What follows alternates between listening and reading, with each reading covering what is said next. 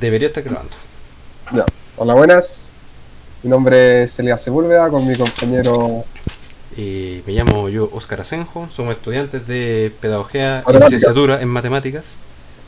Somos de la UNCE y Sí, exactamente, de la Universidad Metropolitana en Ciencia de la Educación. Y estamos estamos cursando cursando ahora... Dale tú.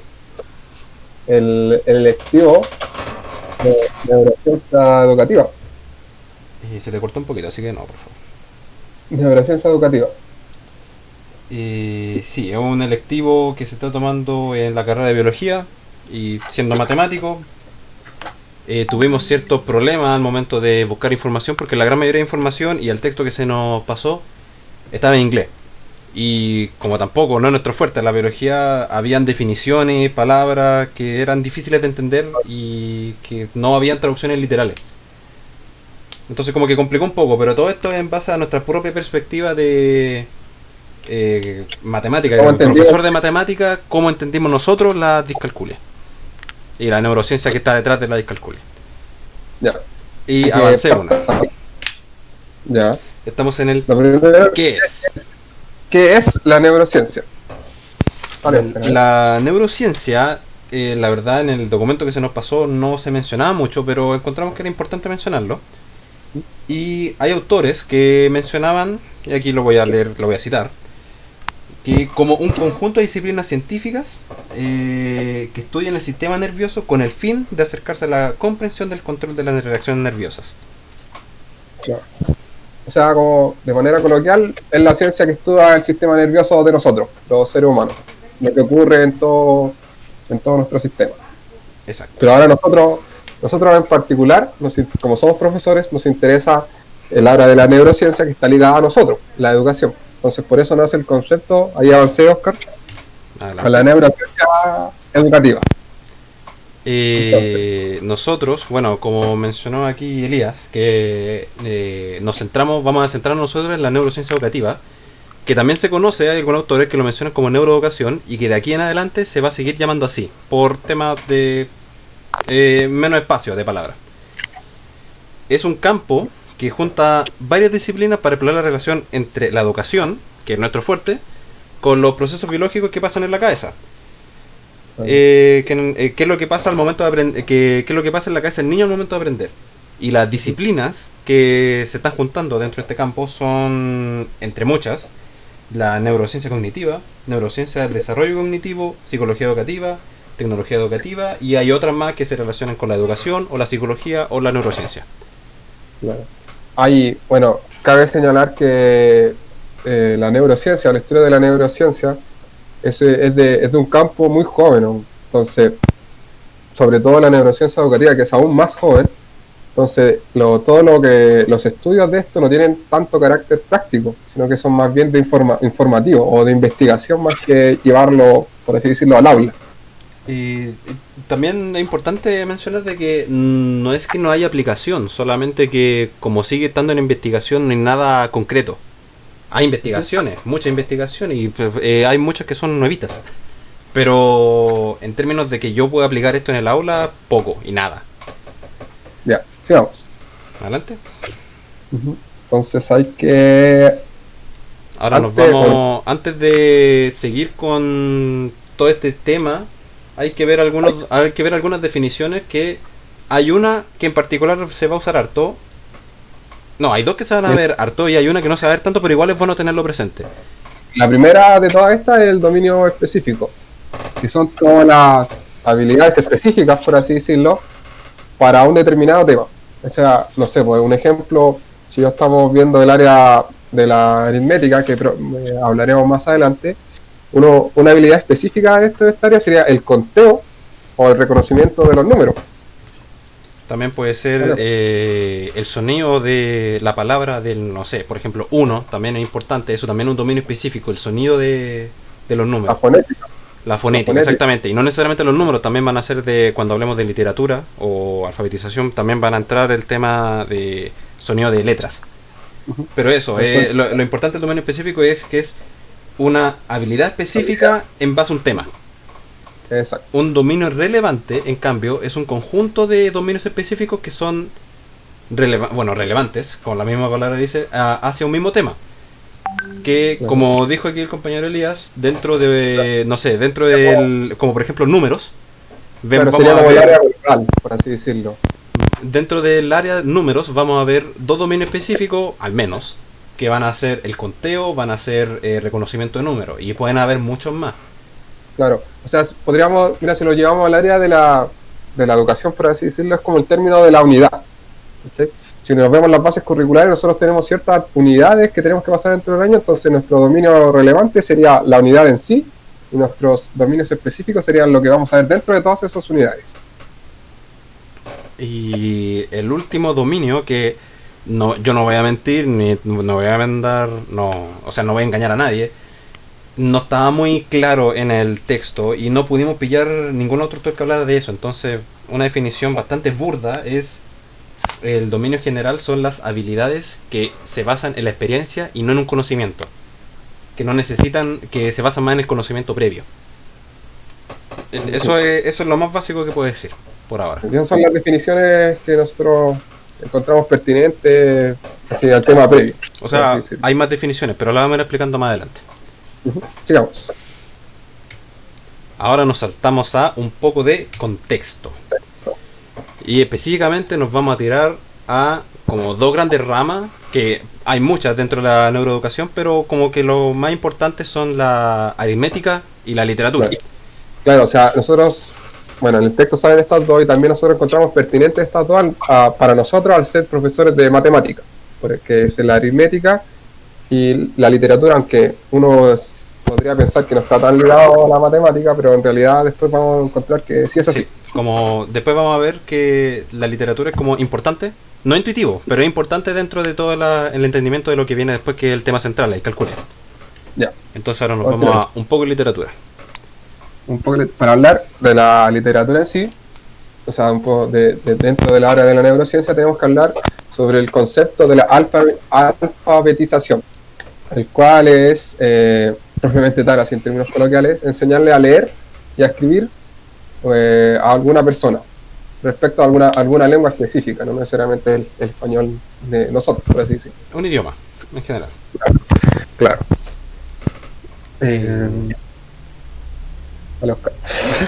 Está bien. Generalmente, o sea, la alfabetización como dice ahí, se vincula a una palabra escrita visualmente con una estructura sonora del lenguaje e interpretación de su significado.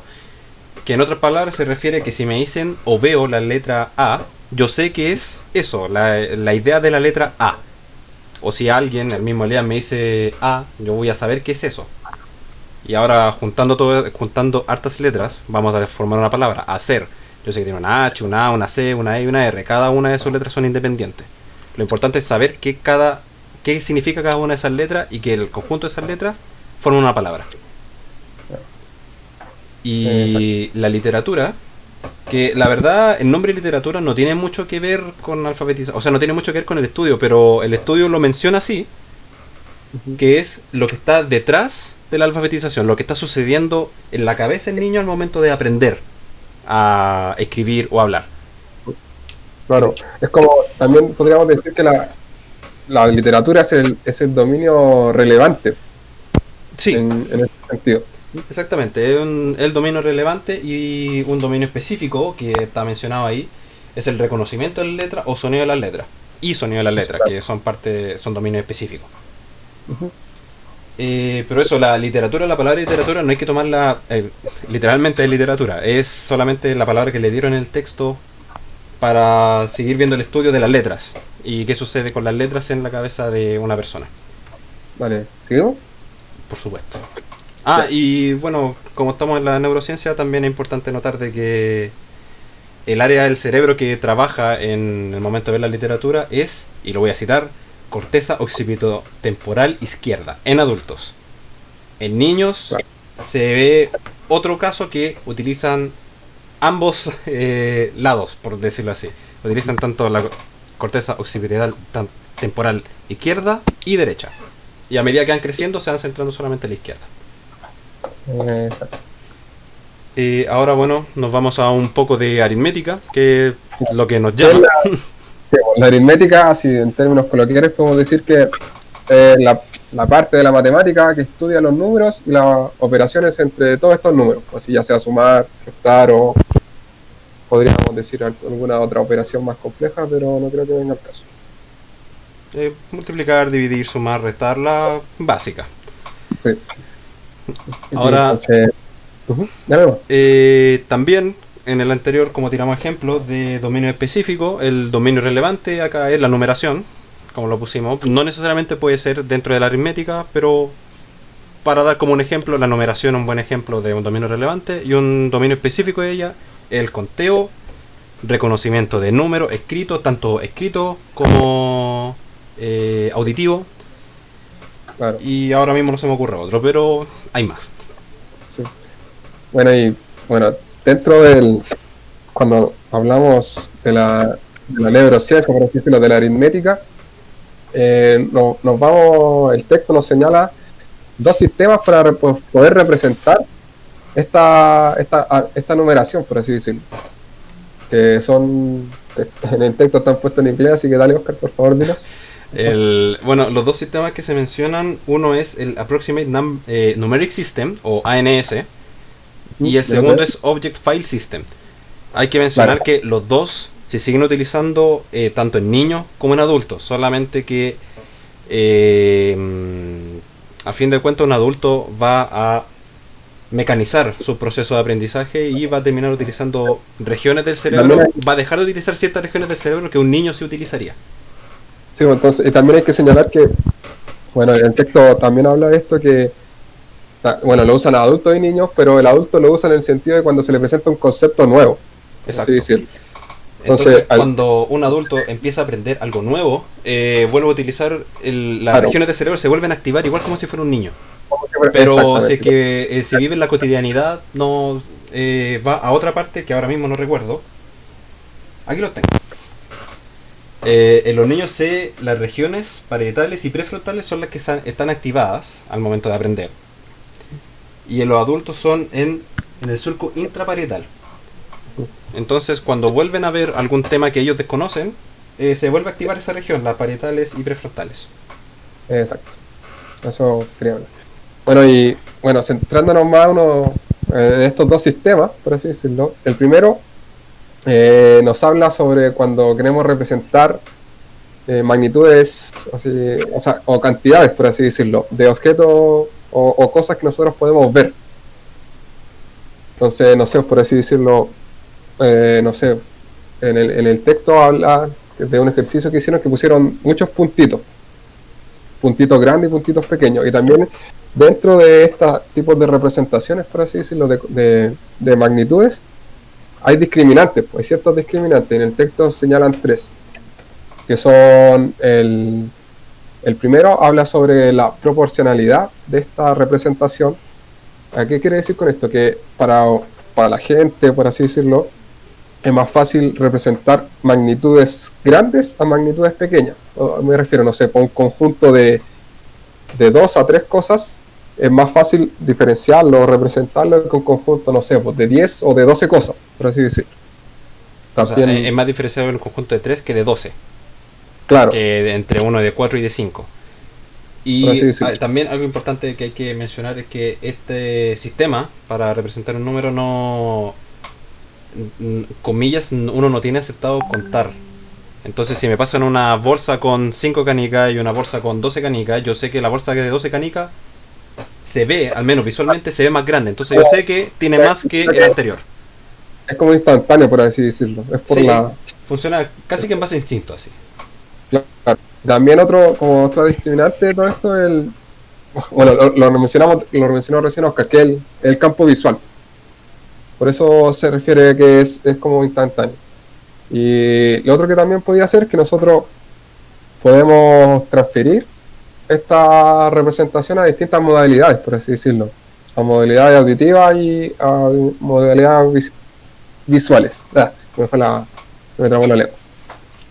En el sentido de que nosotros podemos ver, por así decirlo, las cantidades y decimos, ya, esta tiene más, esta tiene menos, por así decirlo. Exacto. Bueno, el otro sistema, el Object File System, Es más cortito porque en general es más mecánico y em, así una definición de texto es representa la cantidad exacta de un pequeño número dentro de un grupo. Entonces en ese sí tengo la capacidad de contar y generalmente lo que me han mostrado estudios es de que si me ponen una secuencia de esos números que me van mostrando, no voy a poder contar más de 4 o 4 va a ser como el promedio a lo que voy a llegar, no debería llegar mucho más, 5.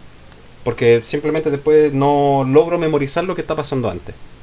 Claro, en general uno se acuerda, por así decirlo, de los 4 finales o de los 4 iniciales, por así decirlo. Y eso con respecto a la aritmética. Ahora vamos a ver un punto que es como donde se relacionan comillas. Ah, claro. Entonces ahora si nos vemos así como un resumen, muy resumen de lo que ya hemos hecho, en la aritmética Claro. se relaciona con el conteo de cosas, bien simple. Y la literatura va con la comprensión de letras. Exacto. Y Entonces, al ser así, al ser relacionado con la comprensión de letras, se asocia también a la dislexia, la literatura. Y exacto. en cambio a la aritmética, asociada al conteo de cosas, se asocia a la discalculia. Pero en general como que van de la mano, una va con otra, por así Exacto, decirlo. porque si uno no tiene una comprensión de letras, uno tampoco es bien difícil de que si haya comprensión de simbología, que es lo mismo que ver el símbolo de un 1 o el símbolo de un 2.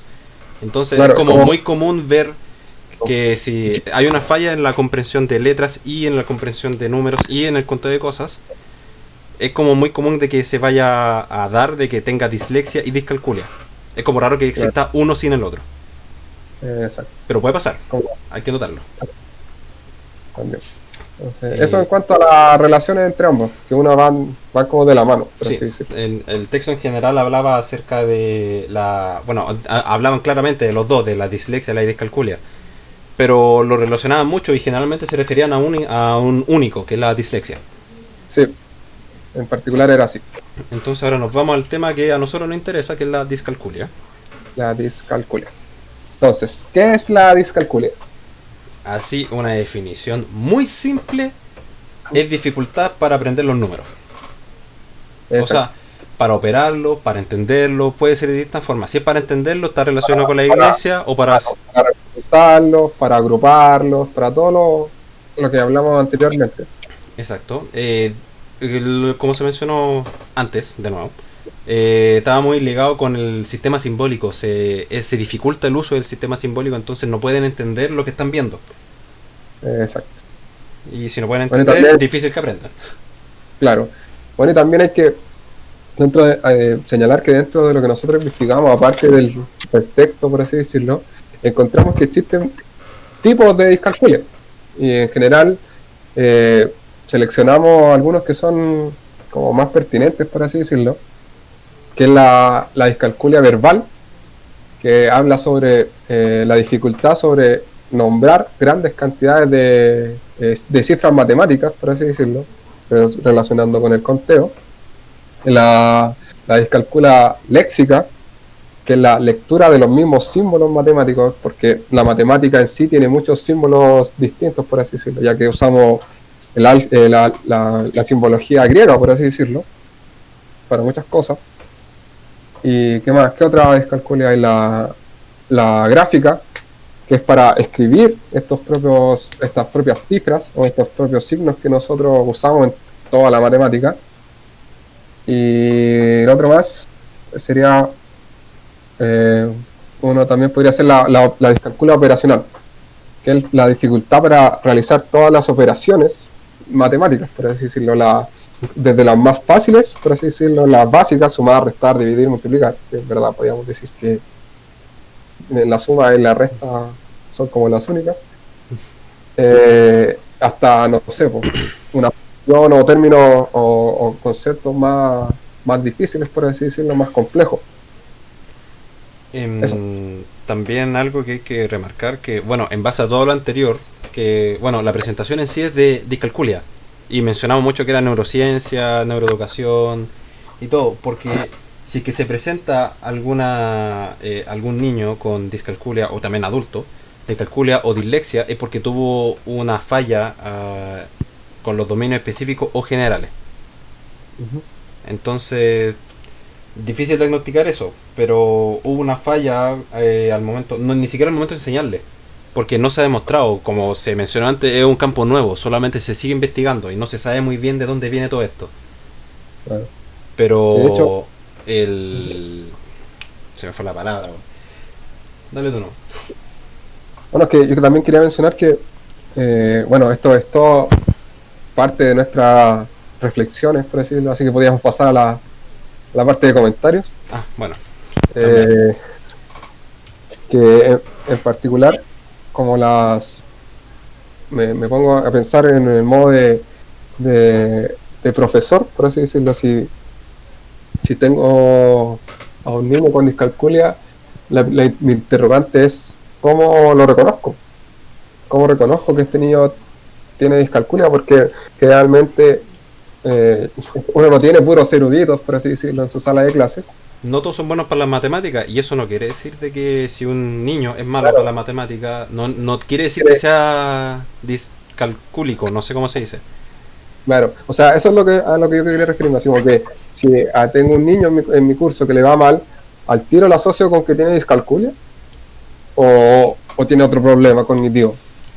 Entonces, eso es como una interrogante que a mí me surgió dentro de todo esto, de este estudio, por así decirlo, que hicimos sobre la discalculia. A mí O sobre, también me surgió otra duda también, que todo esto en base para la discusión, que a fin de cuentas nosotros estudiantes de pedagogía y licenciatura en educación matemática, convención, tírate todos los títulos que queráis, da lo mismo, porque a ti en ningún momento de la carrera me mencionaron la discalculia. Hasta este punto. claro, Yo lo claro, conocía, yo lo conocía por mi parte, porque pucha, igual conozco gente que tiene discalculia, me lo han mencionado, amigos me han dicho, oh, sabes que este tema es interesante, pero en la carrera en ningún momento me mencionaron que es la discalculia, y si que se me llegara a presentar un niño con discalculia, yo no sabría cómo diagnosticarlo. claro. De hecho, esa fue el, como la motivación por la cual yo elegí el tema, porque no lo conocía. Entonces, o sea, dislexia o todos los otros temas que salían a elección, ya se me habían presentado, ya sea de más forma directa o indirecta, dentro de todo mi estudio de la carrera, durante la carrera, pero la discalculia no, y siento que es algo que es muy incidente con nosotros que somos profesores de matemáticas. De hecho, yo el término lo había conocido, pero no definido por el nombre de discalculia en una película, de hecho que está en alguna plataforma online, en la cual había un niño que tenía discalculia y la forma de cómo la trataba él era como él cambió su metodología, ¿cachai? O los simbolismos de los números, él los cambiaba, por así decirlo, como que creaba su propia identidad, por así decirlo. En el texto salía, no me acuerdo dónde salía, hay que buscarlo, a ver si lo encuentro rápido. No. Pero eso, hay muchos autores que se refieren también a la palabra de reeducar cuando se presenta un niño con discalculia también, que es volverla a enseñar pero en base al propio desorden que tiene el niño. Pero igual es difícil eso, porque no, yo insisto, de nuevo, no estoy entrenado, no me han enseñado cómo tratar eso, entonces se me pueden ocurrir soluciones.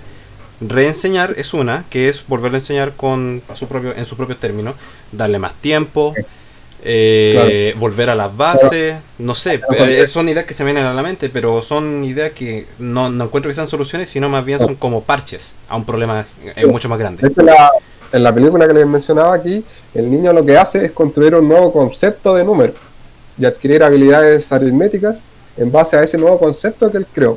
Que en la película el niño lo que hacía era representar los números con estos típicos, así por así decirlo, los primas de maderita, chiquititos, así típicos que le regalan a los niños para que jueguen, interactúen y todo, con colores. Entonces el niño representaba los números con eso, y ahí sumaba, restaba o hacía las distintas operaciones que le pedían hacer. Entonces a mí, en particular, a mí no se me hubiera ocurrido hacer eso. Entonces, si a mí en el día de hoy me presentan a un niño con discalculia o reconozco, porque también reconocer es otra cosa muy difícil, que el niño tiene discalculia, cómo lo trato, a dónde lo mando, o no sé si mi unidad pedagógica pertinente está capacitada para tratar a ese niño con discalculia. Siendo totalmente sincero, la verdad me gustó haber investigado este tema porque ahora por último tengo un poco más de conocimiento o noción de qué es lo que puede pasar al momento de enfrentarme a un niño con discalculia en la sala de clases. Pero estoy indignado con la formación de matemáticas, la verdad. No de biología, no contra el profe, no contra el ramo. Contra matemática en general. No se nos vaya a de la carrera. Y eso yo diría que fue la presentación. Muchas gracias por habernos escuchado. Así que esos son los temas que nosotros discutimos. Ojalá ya les hayan gustado, le hayan causado interrogantes a ustedes también. Y todo abierto al debate. Sí, y que sigan investigando sobre el mismo tema. Eso. Así que eso. Muchas gracias. Muchas gracias. Adiós.